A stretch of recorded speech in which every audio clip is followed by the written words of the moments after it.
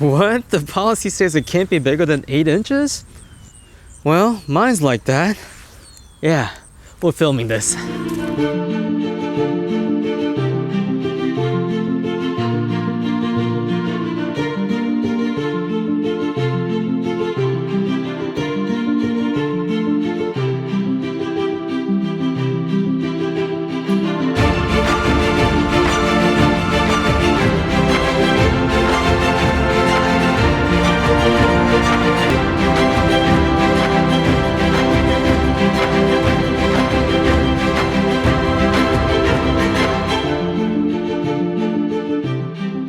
Hey, how's it going, guys? Hope you guys doing well. So that intro was shot with one of these lenses. In fact, I'm gonna tell you exactly which lens that was towards the end of the video, but bad jokes aside, that policy was true story. It legit say you cannot have lenses over 8 inches. So over here we have the Tamron 20mm f2.8. We also had the Viltrox 20mm, also f2.8. And finally we have the Sony G, not G Master, G 1.8 at 20mm. And you might be thinking, why are we comparing f1.8 lenses to 2.8? It's because when it comes to Sony full frames, full standard for 20mm, this is the lens you want to compare to find out what you're actually missing out when you use these two lenses. So yes, there's gonna be plenty of geeky tests towards the end of the video, which I think photographers will appreciate, but this is gonna be a little bit more towards video centric since 20mm is just that perfect length for arm when it comes to vlogging setup. All right, first let's take a look at some physical differences that you can't tell from the pictures. So they are all plastic. Even though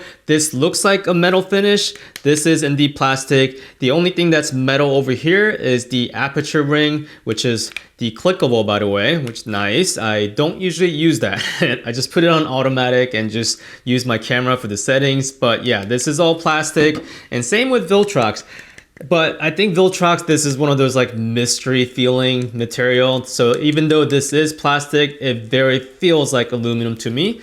And this is the other case where you know this is plastic. So Tamron, of all three, right away, this looks more plasticky than anything else. And it feels like also most plasticky to me. But all these lenses, I think it's well built for the price because when I do open the lenses on the back side, this is weather sealed. There's a little rubber gasket, and also same with Sony, there's a nice little rubber gasket. And of course, Viltrox is the only one that does not have a weather seal gasket back here. But that's okay, because I'm not gonna go to Iceland and stand under a waterfall. But what's unique about this Viltrox lens is that there is a USB-C port right here, as you can see. This is for firmware updates. Guys, this is so easy to update the firmware. You might be thinking like, oh man, I don't feel like downloading some third-party software from China to my computer. Like, you don't have to do any of that. You literally plug it in like an external hard drive and just drop the file in there and it updates the firmware that way. So super easy. I did have to do that already one time because the early version of the firmware, it did have this really bad focus hunt in the beginning.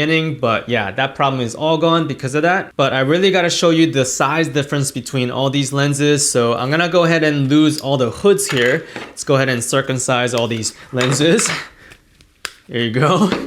So this is their true form. Look at the size difference, guys. Like the Viltrox one looks like a toy compared to the other two. But I should note that Tamron, even though I just lost the hood, if you look at the lip of the lens, yeah, the lens element is like really deep in. So I would say Tamron, you actually don't need the hood almost. So that's one unique thing about the Tamron lens. I'm gonna go ahead and display all the weights here, but you gotta really hold these lenses, guys. Like the Viltrox lens, I can't feel this. Like this is virtual reality or something. Because when I put this lens on a camera and vlog with my arm extended, yeah, compared to these two, you cannot feel this lens. And that's partially because there's so many lens elements on the Sony lens. This particular lens has 14 elements and 10 groups, whereas in these two have 10 elements, but Tamron has 9 groups and Viltrox has 8 groups. But we are gonna put some tests to these lenses so you can tell the real difference, but there are some spec differences also. The Sony and the Tamron can close all the way down to f22, whereas in Viltrox can only close up to f16. Now, if you're vlogging, that might not be a huge deal unless you stand on top of the sun and vlog, but if you're a photographer,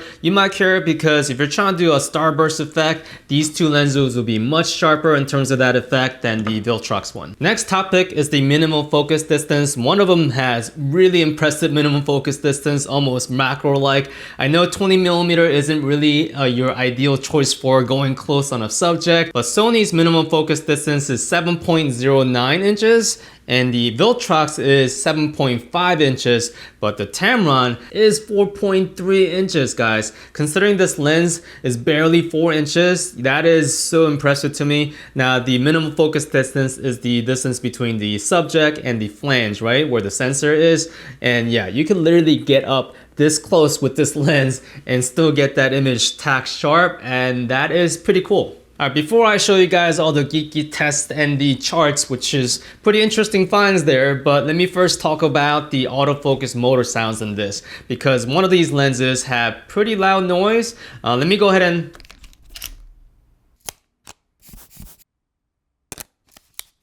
Yes, I'm one of those. I always use these for my lenses. So this is Viltrox. Close focus, far focus. This is the Sony. And now the Tamron. So yeah, Tamron has the loudest autofocus noise, guys. Now the other two are practically silent. So I did amplify the sound a little bit so you guys can hear it. But when I was doing a BTS shoot with this Tamron lens in a very silent, quiet environment. Oh no, that's my camera. Yeah. So it can be distracting when it comes to that kind of environment, so that's something to consider. And speaking of autofocus tests, I did a whole bunch of tests that I'm gonna go ahead and look through for next several days until my eyes start watering. Let him cook! I said let him cook!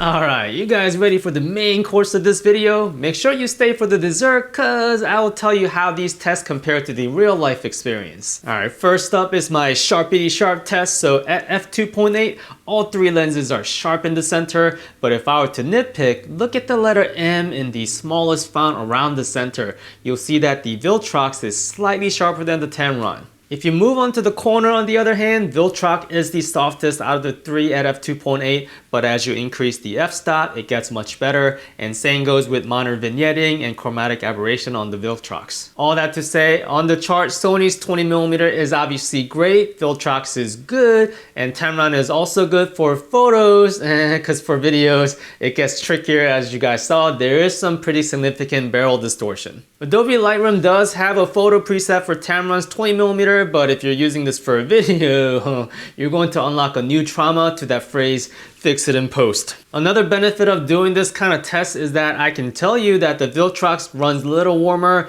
It's fine if you're using automatic white balance, but something to note if you're eyeballing the environment and using manual color temperature. Next is the autofocus speed test. For this test, I kept the autofocus setting identical on my Sony a7 IV and made the lighting situation not ideal on purpose, since a lot of third-party lenses autofocus can get kind of wonky in darker environments. But for this round, it's easy to summarize since all three lenses did very well. They were all identical down to a frame. Lastly, I have to talk about this since it's not a lens review until you talk about the bokeh, even though this is a 20mm lens. So real quick, at f2.8, Sony's bokeh ball is the most manscaped. Tamron's eyes have 9 lives, and Viltrox is the most Minecraft. Which makes sense since Sony has the most diaphragms and Viltrox is the only lens without the rounded blades. So I know that was a lot of information and it's gonna be here as a reference, but in most real life scenarios, guys, at 20mm, you're not gonna be able to notice the jagged edges on the bokeh ball or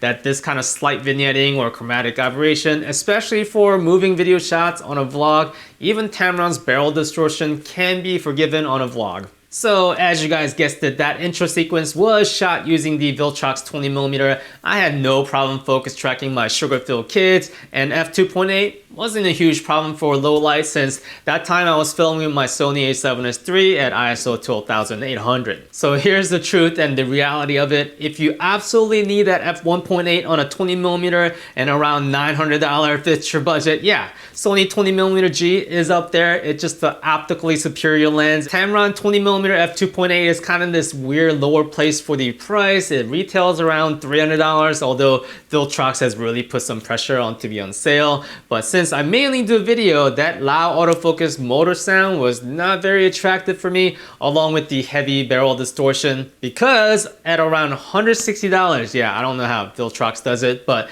that is a very attractive option for the performance, discrete size, and the weight. So unless your client says, you better watch that tone if your lens is smaller than 8 inches, I would highly recommend this Viltrox 20mm, especially if you vlog, because at the end of the day, it's a lens you could easily bring with you in your backpack when you travel and document your journey. So until next time guys, stay stubby.